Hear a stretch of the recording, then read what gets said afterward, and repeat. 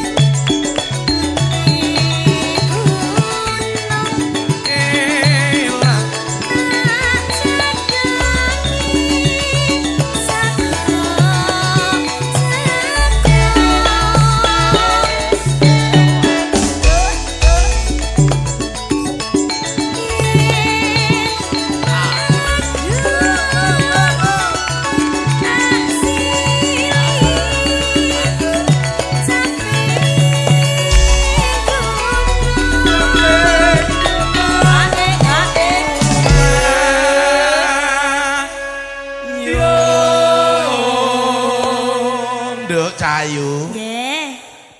Iki siramu ya wis kadhik wingi ning kene. Nembe niki, Mas. Lho wingi apa ya ora melu? Mboten. Oh, ora ndereke Gantos Purwawilis. sedaya. Oh, ngono. Nggih. Terus Purwawilis ya wis kadhik wingi. Nggih, sampun. Mboten. Nginep apa mantu? Dek wingi Putra Wilis. Oh, Putra Wilis. Oh, saiki ya grupe telu to. Ana telu. Purwawilis ugi wonten Putra Wilis ugi Gede Laras. Gede Laras ki wis pirsa purung awakmu. Oh, sing penyanyine Mbak Dwi. Mbak Dwi karo kae Bu Adam. Terus anu mbok sapa kae? Bu Korep kae lho. Niku dandanane pripun berarti? Yo Pak yo padha jamak lumrahe menungso kabeh ngene iki. Ning wingi ki tanggapan ning Poncol kono nduk. Tebo apes kita. Lah ngapa? Lekas gending lagune apa to wingi sing anu sing apa kuwi? Bayem tur apa piye? Lekas bayem tur yo alati krutuki wong. Mulai jujugne Pak Budi. Ora mesakne. Enjo kabeh. Lah niku pas MC-ne sinten? Aku ora melu yo anu Pak Tri dhewe lho ketoke. Nggih, mangga.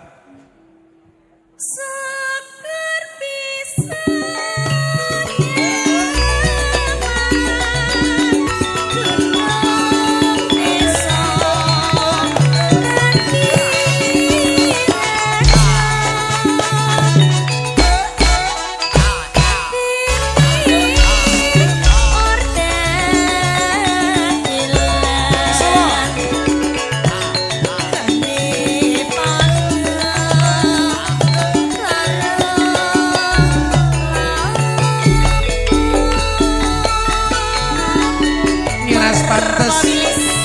Atur para tamu ingkang keten ben rawuh Bapak Ibu ngaturaken jurawuh sedaya ingkang sampun pikantuk pajugatan sumangga pun rahapi sakeparipun. Nduk Mita. Halo. Jan dekore ya elok banget ya, Nduk. Luar biasa. Luar biasa. Ya iyo